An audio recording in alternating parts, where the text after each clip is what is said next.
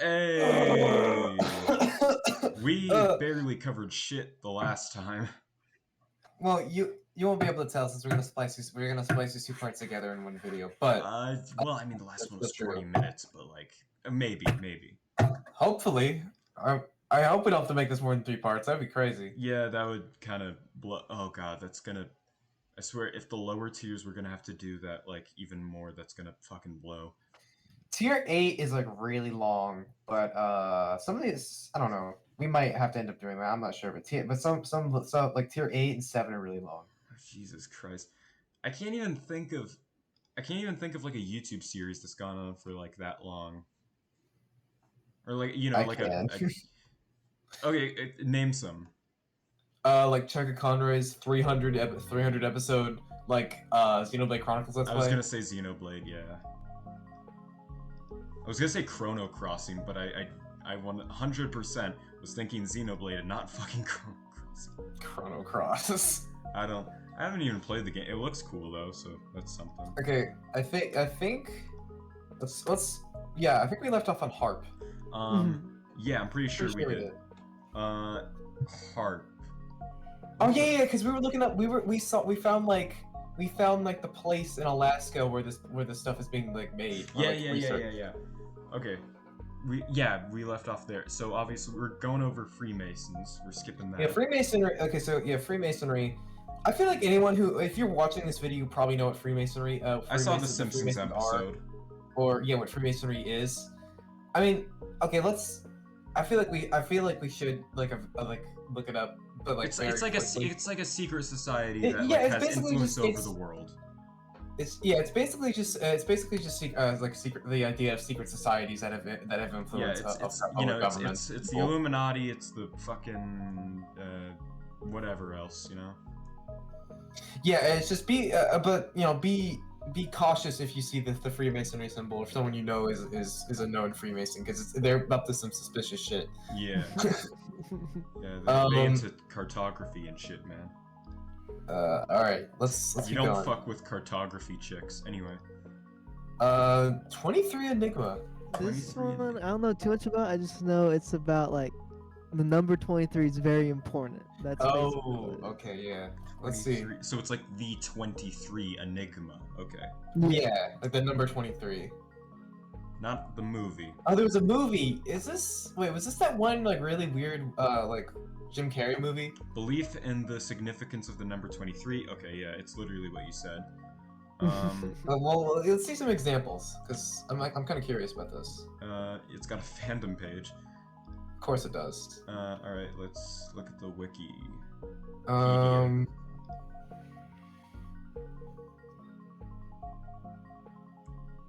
I first heard. Oh, this is a quote. Okay. I don't even bother. I won't. I first heard of the 23 Enigma from William S. Burroughs, author of Naked Lunch, Nova Express, etc.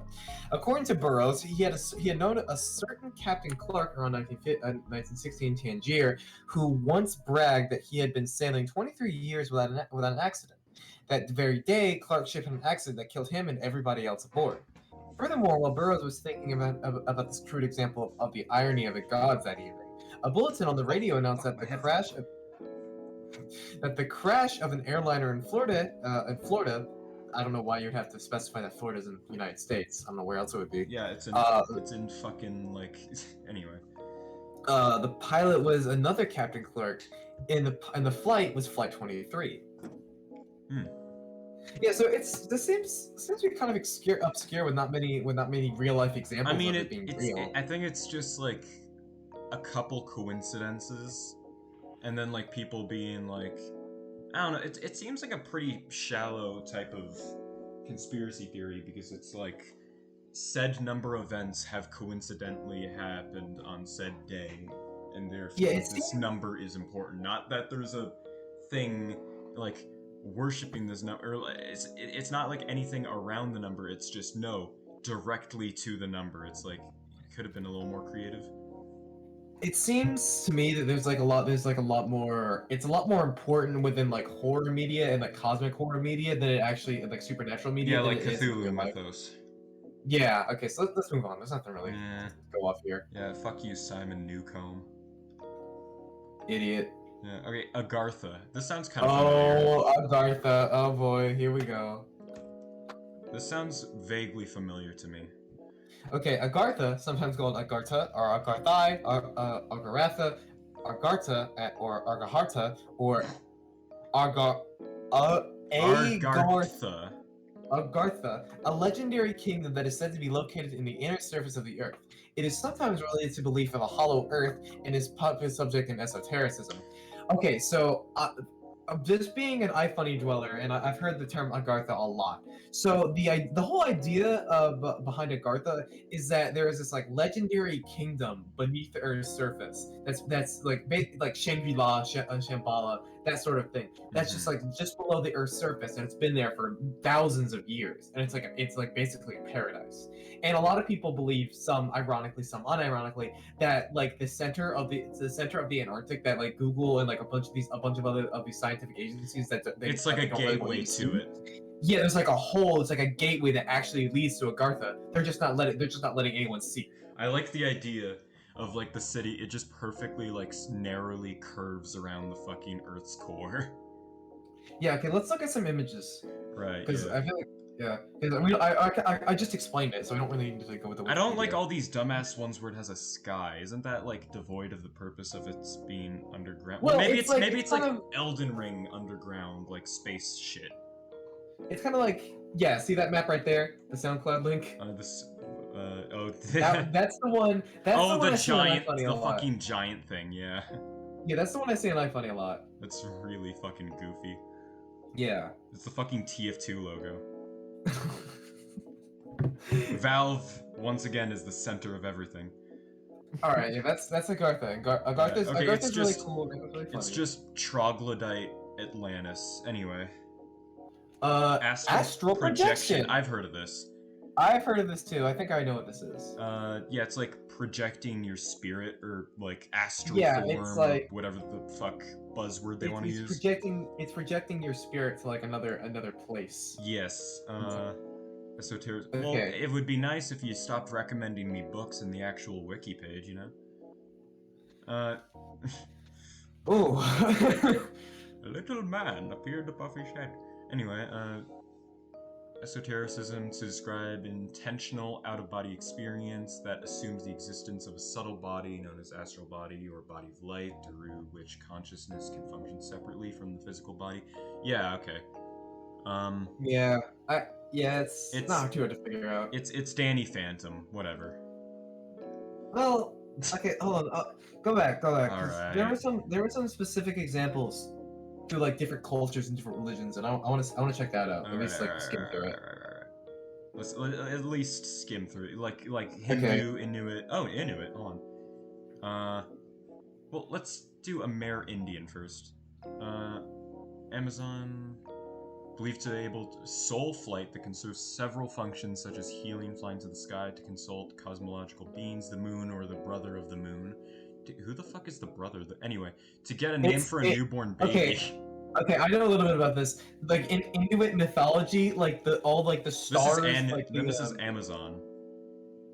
Yeah. Okay. So no, and like in Inuit mythology, like and like a lot of Native American mythology, Oh yeah. like the like celestial bodies, like the sun and the moon, are always related in some way. Yeah. Like, they're always like they're always like, I don't know, they're like married or like brother or sister or some shit. It's whatever. Hopefully not at the same time. It's never at the same time. Thankfully, yeah. Anyway, yeah, flying to the caves of Pecari's mountains to ask the father of Pecari's for abundance of game, or flying deep in a river to get the help of other beings. Okay. Some Inuit groups, people with special capabilities known as Angakuk. Hold on. I swear to God, my like 3% native better come in clutch for this. Angakakuk are said to travel mythological remote places and report their experiences, matters important to their fellows or the entire community that would be unavailable to people with normal capabilities. Okay, so like Soul Reapers, I guess. Similar ideas such as the Linga Sarira are found in ancient Hindu scriptures such as. I would. Don't even. Don't even try. Yeah. Swami Pranabana. Okay, it seems to be the same. Okay, let's scroll down to let's go down to Japanese because it seems to be Yeah. the same so far. Yeah. Um. A station of a soul, living person separate from their body. If someone holds a sufficient grudge against another person, it is believed that a part of, or the whole of their soul can temporarily leave their body and appear before the target of their hate in order to. So That's okay. interesting. So it's like you quickly go ghost mode, so your ghost can like haunt them for a little bit. Let's skip the Taoist thing because Chinese mysticism is always like the craziest shit ever. It's about breathing and pearls and fucking and like yeah, it's always drums. the weirdest shit ever. Yeah, Judaic and Christian. That's interesting. All right, Carrington, Muldoon, Peterson, and Williams say that the subtle body is attached to the physical body by means of a psychic silver cord. The fucking Silk Road to China. Anyway, the final chapter of the book of, I thought that said the book of ecstasies, is often cited in this respect. Before the silver cord be loosed, or the golden bowl be broken, or the pitcher be shattered at the fountain, or the wheel be broken at the cistern. Sherman, however, contends that the context points to this merely a metaphor, comparing the body to a machine with the silver cord referring to the spine.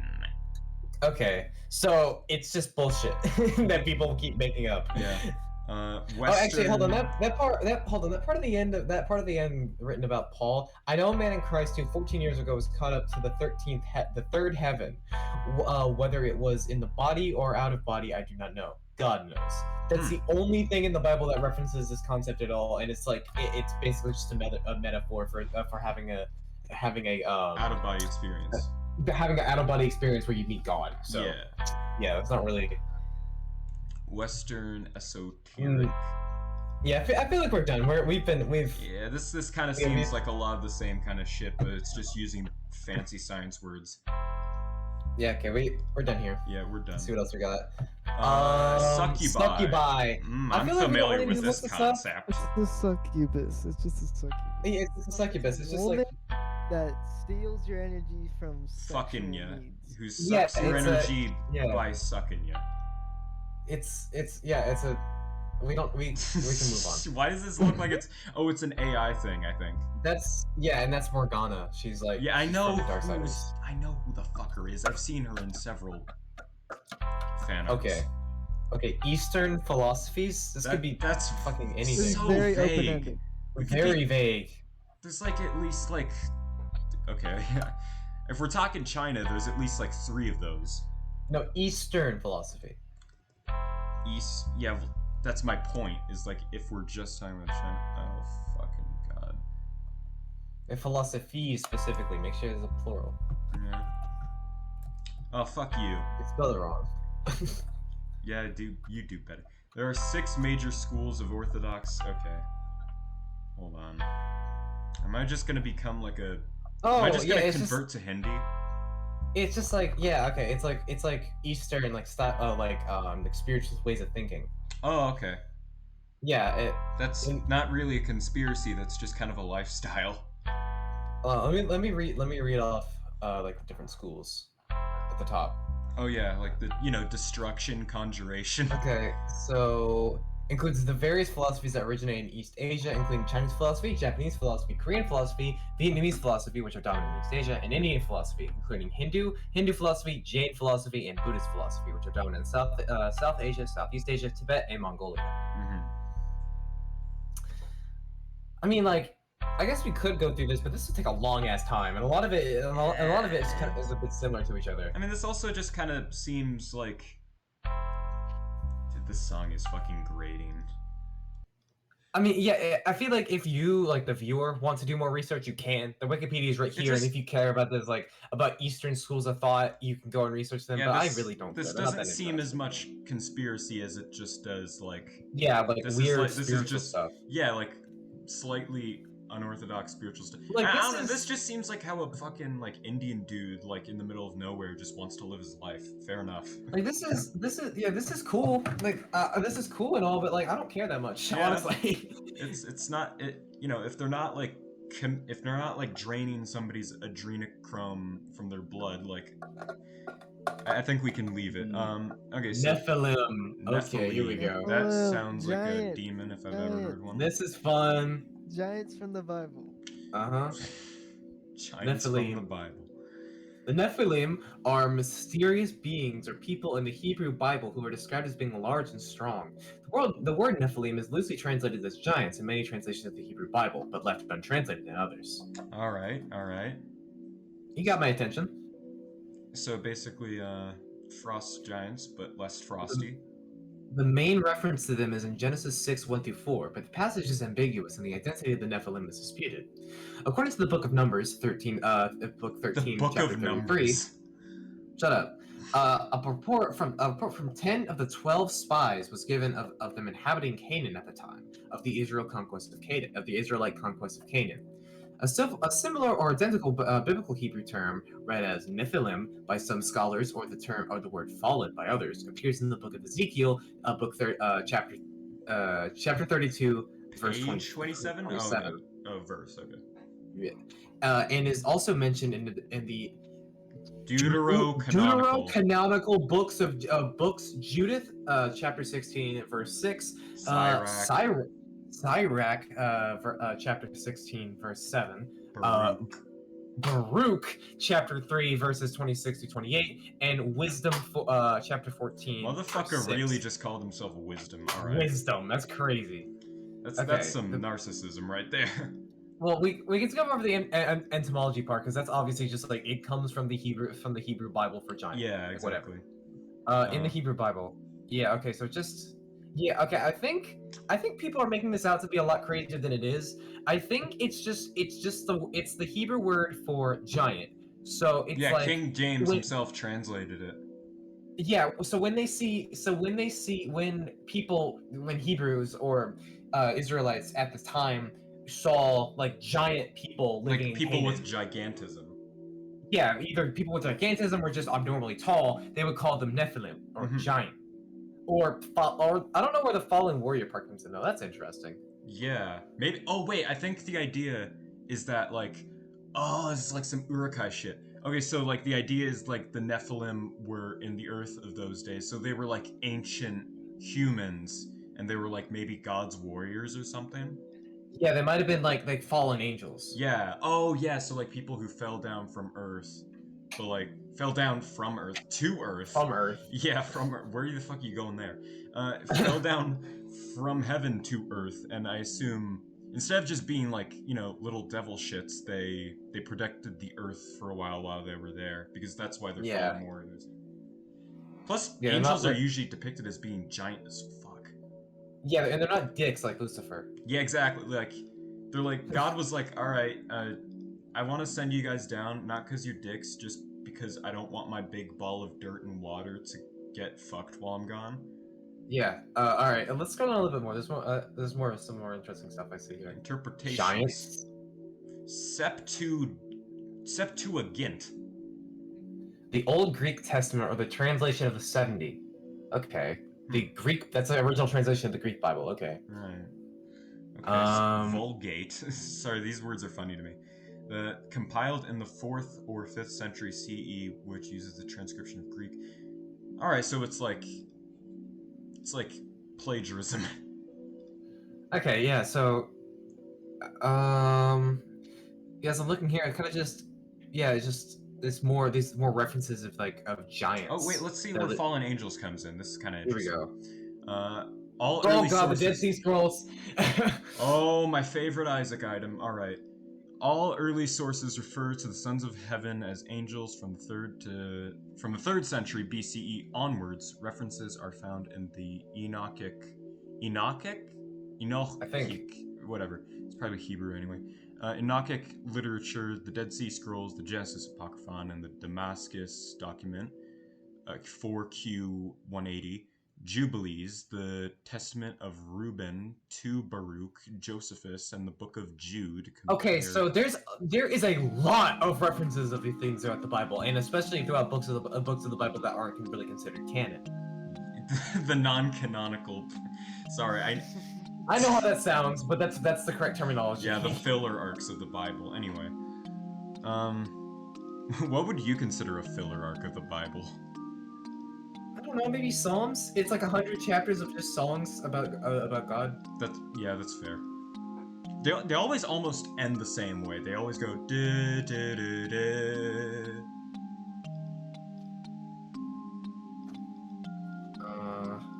God demanded that every song in his name end with that chord progression. Or no, King David did, because Oh. his people wrote the Psalms. Oh yeah. Just really fucking like that one chord progression. Anyway. Yeah. Hold on, look at that part at the end there. This part? Yeah, that last sentence. Evidence. No, the last sentence. Oh, Targum Pseudo Jonathan identifies the Nephilim as Shemi Haza and the angels in the name list from 1 Enoch. What's like? Wait, go for Shemi Haza. Shemi Haza. Okay, it doesn't. Oh, okay. What's the Wikipedia page? Well, it's just not the same Shemi shit, Haza. never mind, okay. It's Samyaza. Oh. How foolish. It's just a different. I think it's just a different way. It's a different way of spelling it. Okay. Oh, okay. Okay. The second temple Judaism. Okay. These are like different denunciations of it or whatever. Probably. Let's go to Arabian paganism. Some believe the angels who begat the Nephilim were cast into Tartarus. So like Greek hell. Yeah, a place of total darkness. Alright, so where did you say we should go? Arabian. Arabian paganism. That's interesting. Fallen angels were believed by Arab pagans to be sent to Earth in form of men. Some of them mated with humans and gave rise to hybrid children, as recorded by Al-Jahiz. A common belief held that Abu Jurhum, the ancestor of the Jurhum tribe, There's a fucking clown. was actually the son of a disobedient angel and a human woman. Turn the clown music off. I'm sorry. All right. The ceiling, yeah. Yeah, we gotta break the glass ceiling. Anyway. Okay. And Foster remains. Yeah. Okay. So it's just people making shit up about how they found giant remains. People making shit up about they bone. Yeah. Okay. All right. Yeah. That's. Okay. The missing cosmonauts. Ooh, this could be interesting. I forget what a cosmonaut is. It sounds a lot like before. Cosmonaut. It sounds a lot like an That's astronaut. like Russian. They would send Russians into space. No, the missing cosmonauts. Oh, the missing Oh, I think I might have vaguely heard about this. Okay, so okay. The lost cosmonauts are Ivan phantom Ivanik and the persistent lost. Okay, that sounds like a book. Let's read about this. The lost cosmonauts or phantom cosmonauts are subjects of a conspiracy theory which alleges that Soviet and Russian space authorities have concealed the deaths of some cosmonauts in outer space. Yeah. Proponents of the lost cosmonaut theory argue that the Soviet Union attempted to launch human space flights before Yuri Gagarin's first space flight. Oh. I see what this is getting to. Yuri Gagarin's space flight was the first successful space flight. Exactly. That cosmonauts on board died in those attempts. Soviet pilot Vladimir, not gonna try, was alleged to have landed off course and have been held by the Chinese government. The government of the Soviet Union supposedly suppressed this information to prevent bad publicity during the height of the Cold War. The evidence cited to support lost cosmonauts theory is generally regarded as inconclusive, and several cases have been confirmed as hoaxes. In the 1980s, American journalist James Oberg researched space-related disasters in the Soviet Union, but found no evidence of these lost cosmonauts. Since the fall of the Soviet Union in the early 1990s, much previously restricted information has been made available, including information on Valentin Bondarenko, a would-be cosmonaut, whose death during training on Earth was covered up by the Soviet government. Even with the availability of published Soviet archival material and memoirs of Russian space pioneers, no evidence has emerged to support the lost cosmonauts theory. Yushin, who died in 1910, who died in 2010, also never gave any support to conspiracy theories. Yeah, he died a while before he was born. All right. Allegations. Converted R5A rocket. Oh, so they were, yeah. This sounds like the American space program where they would kind of just take like V2 rockets they took from the Germans and then just make them like put animals in them and then just like put send like a it into seat in space. there, yeah. Yeah, and then put like a monkey in it and then send it to space and then see if it comes back. Yeah, fucking put monkey inside guided missile, send it to space, see Super what monkey happens. missile. Super monkey missile. That needs to be the new entry in the Super Monkey Ball series. Super monkey missile. You just have to fucking perfectly fucking aim it to the. You just shoot it straight to the end. And then maybe not the monkey dies. Yeah, man, it's like it's not even like a game of skill. It's like that it's like those games where you have to calculate the axis of where you're throwing something. But yeah. But instead of it being reliant of whether you hit it, it's reliant on like a 50-50 of whether or not the monkey explodes. So it's just gambling. I like to think the Russians were just gambling on space monkeys. Anyway. Okay, none of these really interest me that much, but the one that does kind of interest me is the Torre Burt recordings. Torre Burt recordings. All right. Oh, this is. The Giudica Cordiglia brothers are two Italian former amateur radio operators who made audio recordings which allegedly support the conspiracy theory that the Soviet space program covered up cosmonauts' deaths in the 1960s. The pair claim to have recorded several failed secret Soviet space missions. These recordings have been the center of public interest for more than 50 years. Well, damn. That's a cool image. The brothers reported that they had recorded messages from secret missions during the Soviet Vostok program in the early 1960s. Or that's 50s, not 60s. Vostok. No, it's 60s. I just can't see it. It's too pixelated. Soviet space. Oh, I think I've heard of Vostok, yeah. Should I click on this?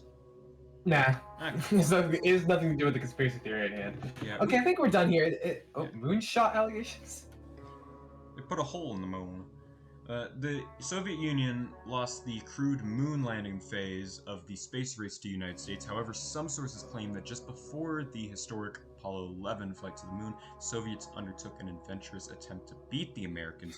Hold on, does adventurous in this context mean like naive?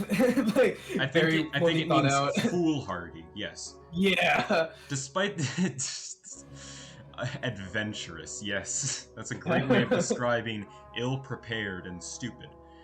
Yeah, and spaceflight. Yeah. Really. Very polite. Anyway, despite the unsuccessful first test launch of the new Soviet N-1 rocket on the 20th of January 1969, it is alleged that a decision was made to send a crewed Soyuz 7K L3 craft to the moon using an N-1. Wait, no, I just repeated myself, didn't I? Wait, no. Well, no, the sentence repeated itself. Using an N. Okay, yeah, I'm just having a stroke. This attempt legend occurred on the 3rd of July, 1969, where ended in an explosion, destroying the launch pad, killing cosmonauts on board. Citation needed. Citation needed. You don't know. Official sources state that the L3 was not ready for crewed missions. Its lunar lander, the LK, had been tested a few times, but its orbiter, the 7K LOK, had not been successfully tested by the closing of the moon landing program at the end of 1974. Okay, I think we're done here. It's just a bunch of unclassified reports that the Soviets were fucking around with space and had a lot of failed attempts. Yeah, and then when it worked, when they had the first successful one, they were like, first try. Russia, yeah. Yeah, Russia strongest. Yeah. Okay, the Dialtiv Pass. Yeltsin Pass. This is probably gonna be weird. I can feel it already. Dialtiv. Fuck is. Yeah. Okay. That's the second. It's the second. No, look. It's a second search term. Oh, fuck. Okay. Dialtiv Pass. Okay. The Incident. Yeltsin Pass incident. Oh god. Nine Soviet hikers died in the northern Ural Mountains between February 1st and 2nd, 1959, under uncertain circumstances. Oh, I want to read about this so bad. Oh my god, I'm getting giddy. This You probably you is read so it. You impressive. read. Okay. So the stuff this is after the stuff you already read in the paragraph. Yeah. The experience-driven group from the Ural Polytechnic Institute, led by Igor Dyaltov, had established a camp on the eastern slopes of the Khola Sikal and the Russian SFSR of the Soviet Union. Overnight, something caused them to cut way of their tent and flee the campsite, while inadequately dressed for the heavy snowfall and sub-zero temperatures. Stonefall? I thought no, it's a snow. Yeah, no, you at first you said stonefall, heavy stonefall. Oh. After the group's bodies were discovered, an investigation by Soviet authorities determined that 6 of them had died from hypothermia, while the other 3 had been killed by physical trauma. One victim had major skull damage, two had severe chest trauma, and another had a small crack in his skull. 4 of the bodies were found lying and running water in a creek, and 3 of those 4 had damaged soft tissue of the head and face. 2 of the bodies had missing eyes. 1 of them had a missing tongue, and 1 had missing eyebrows. The investigation concluded that a compelling natural force had caused the deaths. Numerous theories have been put forward to account for the unexplained deaths, including animal attacks, hypothermia, avalanche, catabolic winds. Okay. Catabatic. What is this of cat? A drainage wind, a high wind that carries high density air. Oh, so like wind so strong it's gonna rip your face off. Yeah. So like. Okay. Okay, that's. Infrasound-induced panic, military involvement, or some combination of these factors. Excuse me, military involvement? I mean, here's the thing. Here's the thing. They had very specific injuries. Like, I don't listen. Hold on. What'd they say? Yeah, a compelling natural force. Yeah, quite compelling that it specifically targeted a dude's eyebrows and one's tongue. Yeah, whatever this was targeted their face specifically. Yeah, and tried to dump their bodies. Yeah, and like it specifically sought to like mutilate them. Yeah. So unless the wind is just like really fucking malicious there, it was obviously a Yeti, you idiots. I don't know. Okay, let's see. Let's skip down to explanations because I'm not too interested. Let's see. Avalanche. Well, I don't think this was an avalanche. Avalanche doesn't rip off your eyebrows. Yeah. Original explanation. Yeah, I think this is just more about the an avalanche. It is interesting, but contradictory evidence. Contradictory evidence. Okay. The location of the incident did not have any obvious signs of avalanche having taken place. An avalanche would have left certain patterns of debris distributed over a wide area. It does that. I always fucking forget. Like it leaves like little tiny like rocky bits of snow like dusted on around. Yeah, exactly. The bodies found within a month of the event were covered with a very shallow layer of snow, and had there been an avalanche of significant strength to sweep away the second party, these bodies would have been swept away as well. Mm-hmm. Jesus, this would have caused more serious and different injuries in the process, and would have damaged the tree line. Over 100 expeditions to the region have been held since the incident, and none of them have reported the conditions that might create an avalanche. A study of the area using up-to-date terrain-related physics reveals that the location was entirely unlikely for such an avalanche to have occurred. The dangerous conditions found in another nearby area, which has significantly steeper slopes and cornices, were observed in April and May when the snowfalls of the winter were melting. During February, when the incident occurred, there were no such conditions.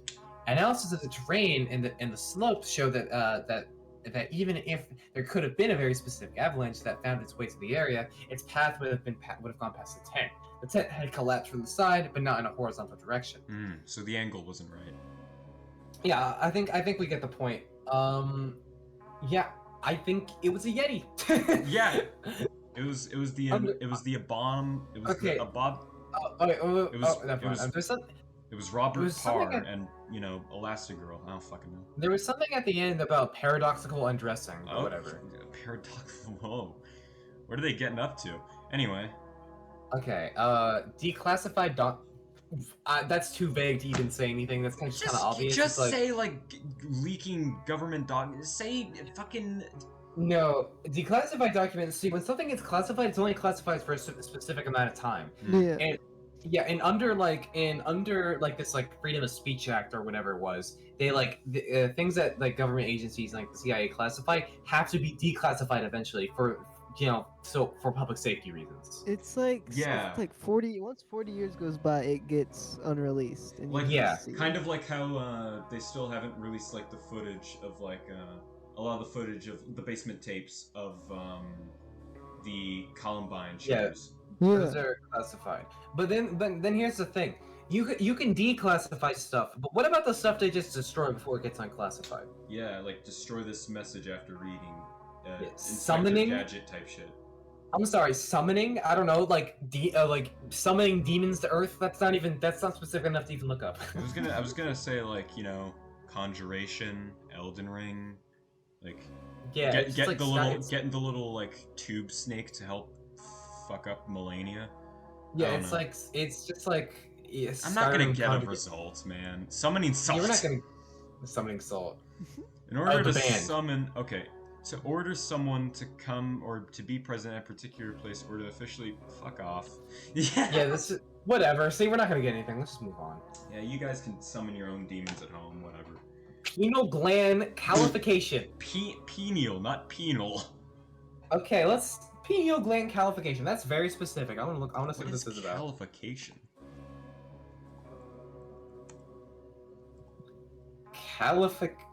Okay, what is this? Occurs when pineal gland. Okay.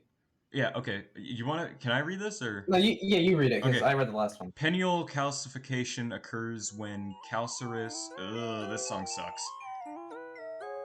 This song is ass. Sorry. Anyway.